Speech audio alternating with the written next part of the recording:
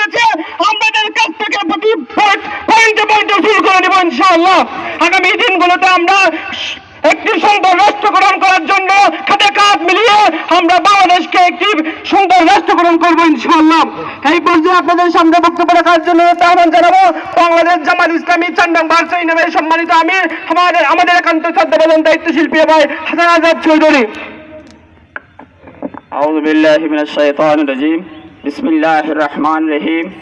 সম্মানিত শোকাহত বিক্ষুব্ধ জনতা, আপনারা অবশ্যই জানেন গত জুলাইয়ের 1 তারিখ থেকে শুরু করে বাংলাদেশের ছাত্র জনতা কোটা আন্দোলন থেকে শুরু করে খুনি সরকার শেখ হাসিনার পতন পর্যন্ত যেই সমস্ত ছাত্ররা নিজের বুকে তাজা রক্ত দিয়ে এই দেশকে দ্বিতীয়বার স্বাধীন করেছে, আমি সর্বপ্রথম সেই শহীদদেরকে স্মরণ করছি।